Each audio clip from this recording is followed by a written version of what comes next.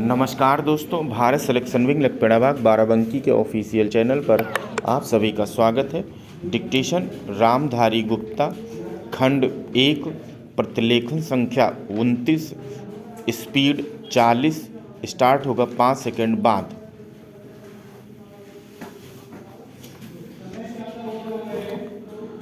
महोदय, मैं दिल्ली के संबंध में भी कुछ कहना चाहता हूँ।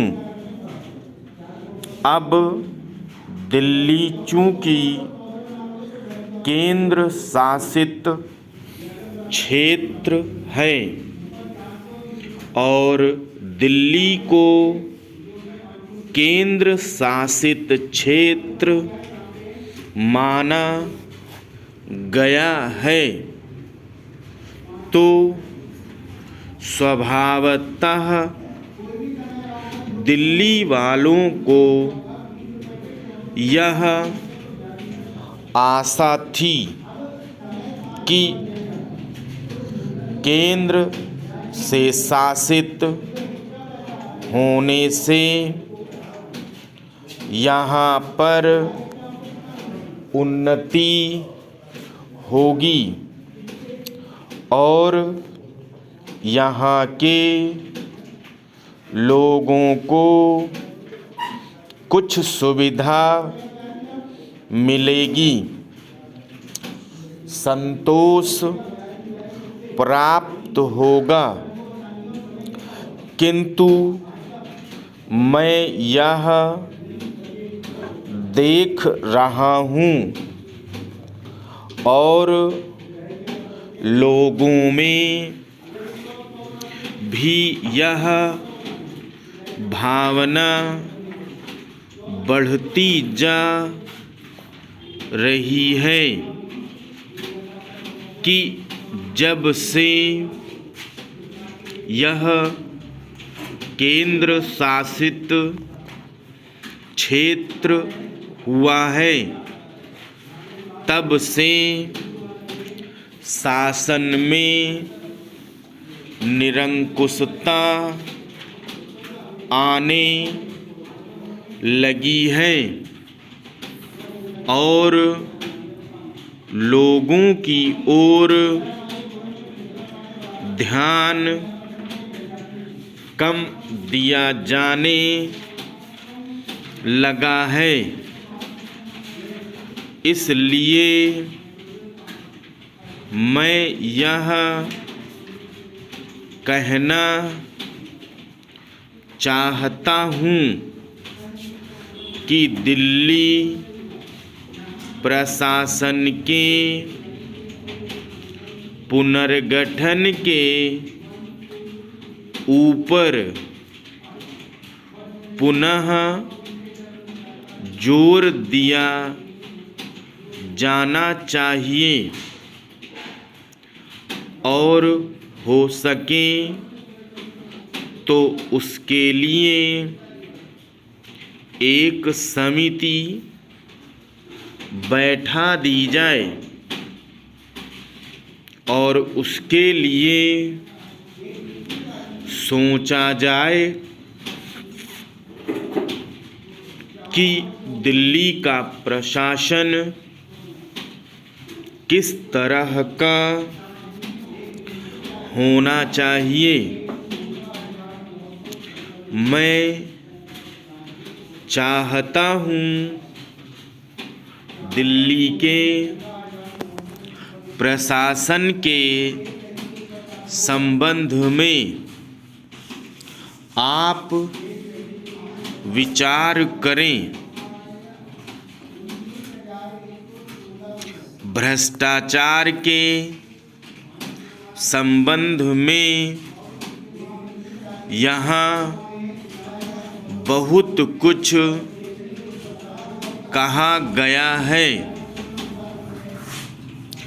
मैं पुनः उसको दोहराना नहीं चाहता, किंतु इतना अवश्य कहना चाहता हूँ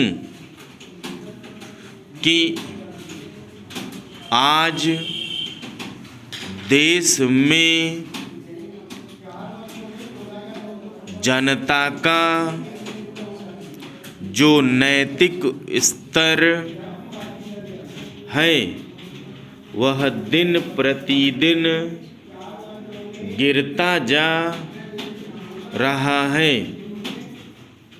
सरकार को यह सोचना चाहिए कि उनका वह नैतिक स्तर किस प्रकार उठाया जाए और किस तरह से लोगों की भावनाएं बदली जाएं,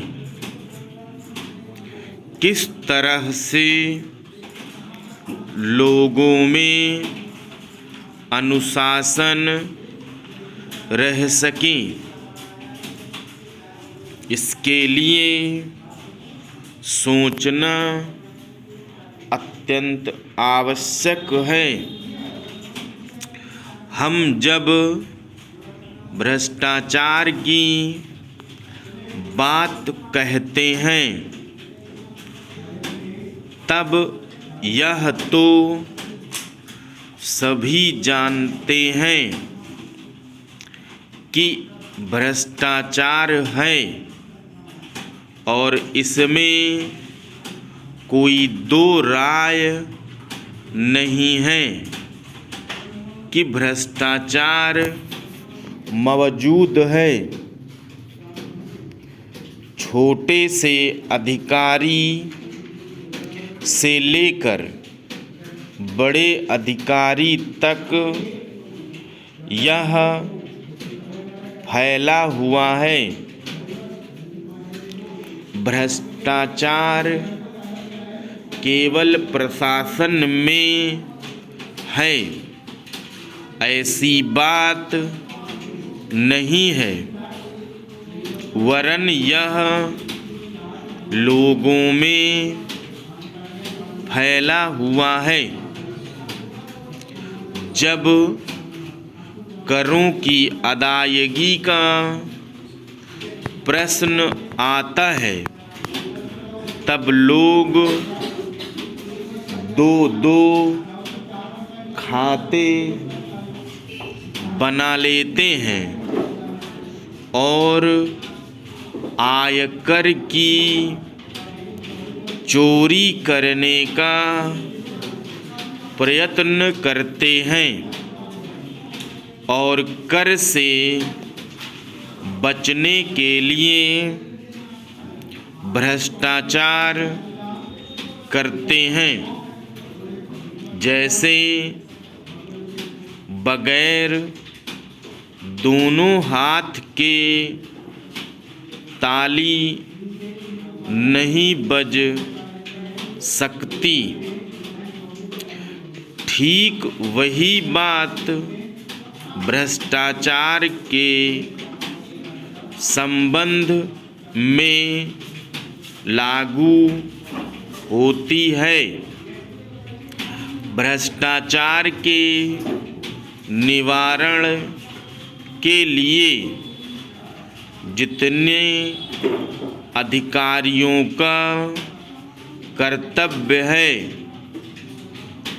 उतना ही कर्तव्य जनता का है। अधिकारियों को तो सतर्क रहना ही चाहिए, क्योंकि यह जो संसद है वह कानून बनाकर उनके हाथ में दे देती है। उसका कार्यान्वयन करने के लिए जनता और नौकरशाही को सहयोग से कार्य करना चाहिए।